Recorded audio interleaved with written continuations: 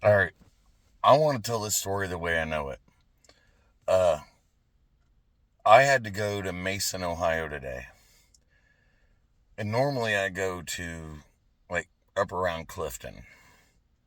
Uh, I work for two companies that are positioned there, and both of them are positioned all around the Cincinnati area.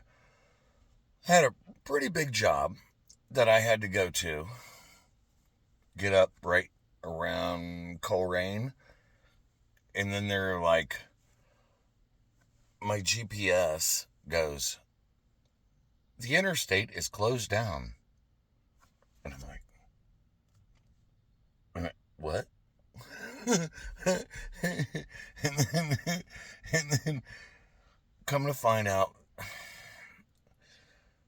some poor human being, and I don't mean poor like monetary, I don't know what happened, but apparently around 5 o'clock, uh, there was a man tried to cross the interstate and got riddled. And when I mean riddled, I mean like he got hit. I don't know if he was in midair as it was happening. I do happen to know somebody that knows somebody that told me the story because I posted something online because I was like, what happened? They shut the interstate down.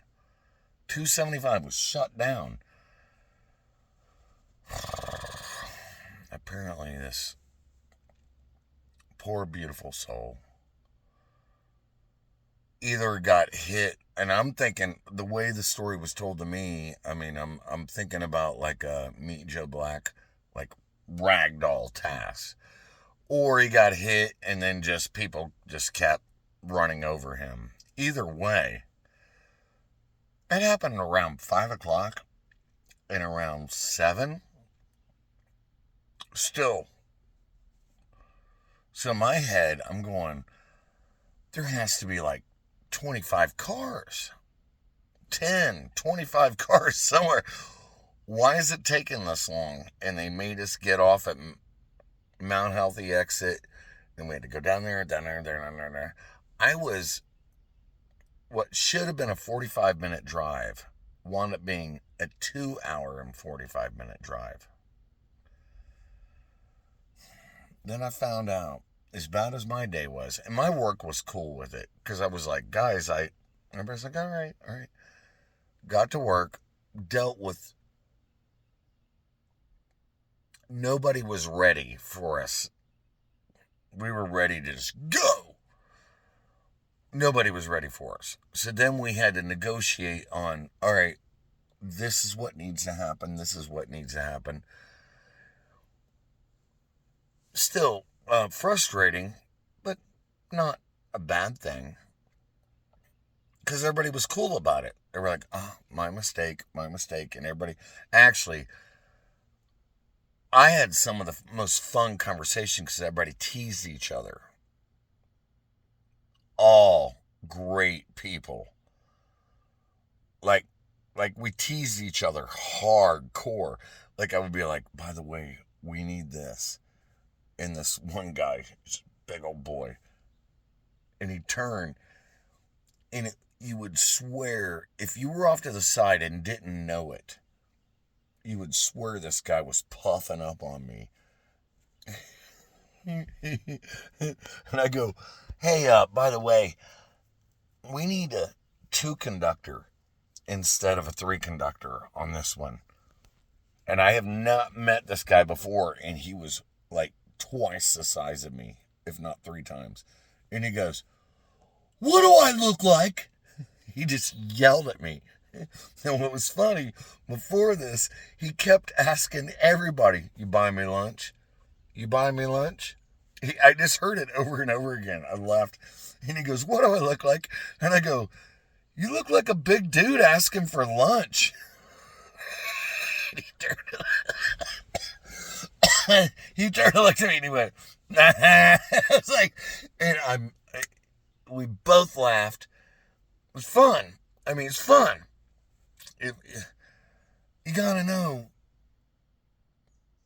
I don't know, if you're driving hard in the paint, and if you're just doing it to win, you're gonna get in a fight with somebody. But if you're driving hard in the paint just to be hard in the paint, let's run. Look, let's run, son. So I get home. This is really what the story is about. So I get out of my car. You realize how many hundreds of degrees today. By the way, that car has no air conditioning. So this is why I have my greasiness. I walk up to this.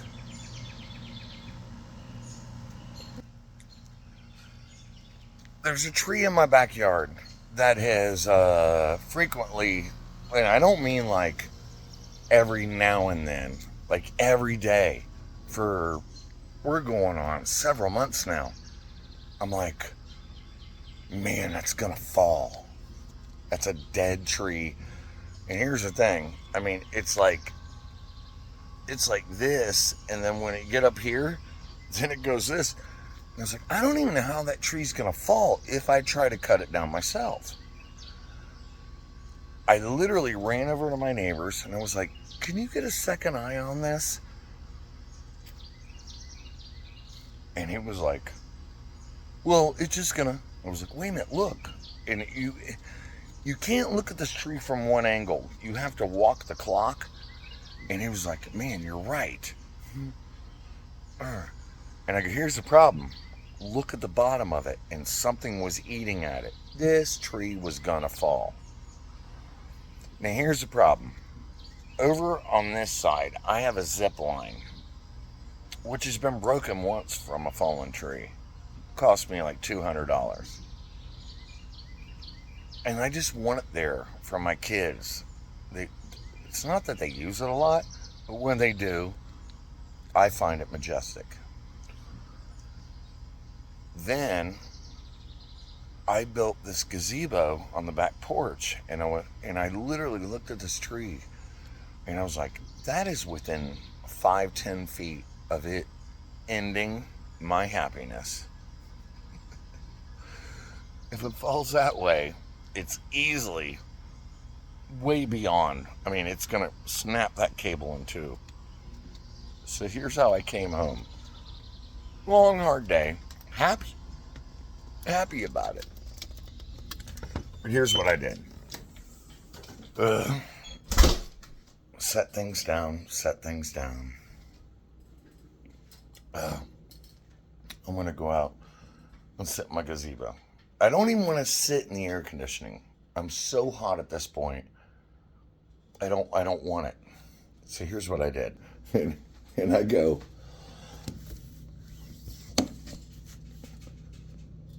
oh no! And then I saw where it landed, and I went, yay! So, this is how dumb this is. I'm not lying when I say I have prayed to God that it did not end this, and it did not my zip line. I have normally that and that and that. I call it the kingdom of hammock. Well, they're getting so old, and they're maybe $30 a piece, and I was gonna have to replace them anyway. Sure, fine. But look, in God's beautiful way, I wanted this to fall that way. And my plan this thing was way up there, and I wanted to get up like on a ladder and put a cable and hook it to that guy, and then take a lawnmower and pull it so it would go over top the already fallen tree. Nope. Perfectly So it ripped up that hammock, and that hammock. Yay! Because what it didn't do is take down any of that.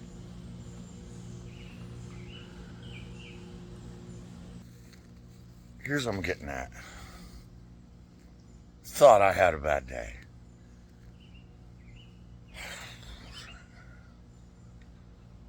And some beautiful human being got either bounced off cars, like Meet Joe Black, Brad Pitt, or he just got ran over, and over again.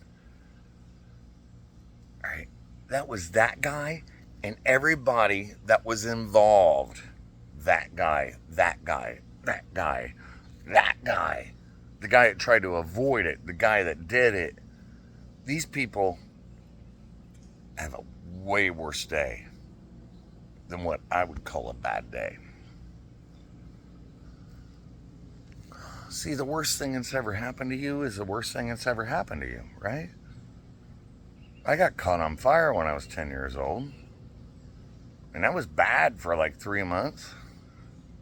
But I've met a lot of people.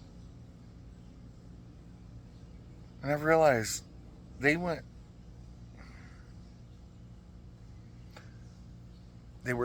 either equal or more. So I could be a friend and a friend. Or a confidant. Or you get what I'm saying here? Now, in the middle of my dumb arguments, don't make this thing that I have been praying about for like 4 months now. Why haven't I taken care of it? I couldn't quite figure it out. Here's the thing. I mean, the tree literally bends real hard one way and then real hard another way. And I wanted it to go a certain way. And I was like, well, maybe if I'm really strategic, I could make it do a certain thing. Well, look what God... Exactly what I wanted.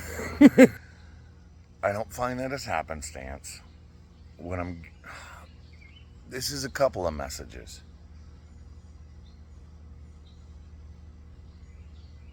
I thought about this over and over and over again. I should have done something. I just couldn't quite figure out how to... I wasn't even sure if I could do it by myself.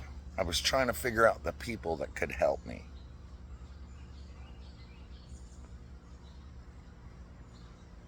I embark on a day at work.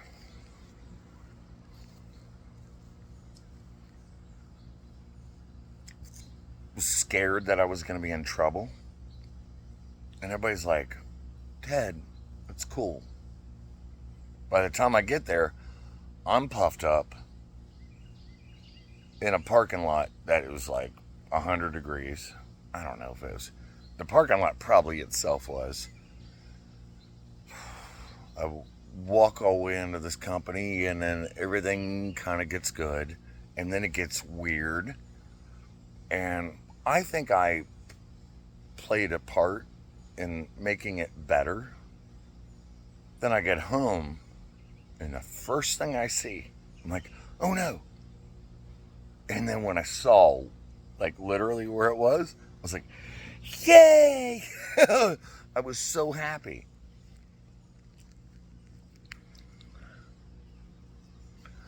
I don't know how to tell you this about your own life. You think it's bad? It absolutely could be worse. You think you're scared? Let God take care of it. And by the way, God's going to take care of that boy.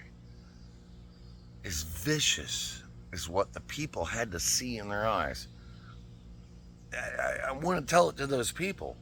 As traumatic as you saw mortality get tossed around like a rag doll,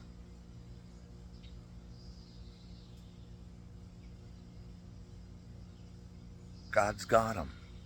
God has them now.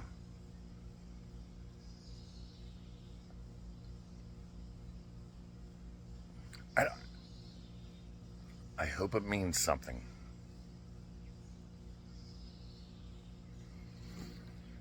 I know I talk in metaphors, but if I talk straight sentences, this would be way longer and way less tangible. Hear me. Hear him. Shaka Khan.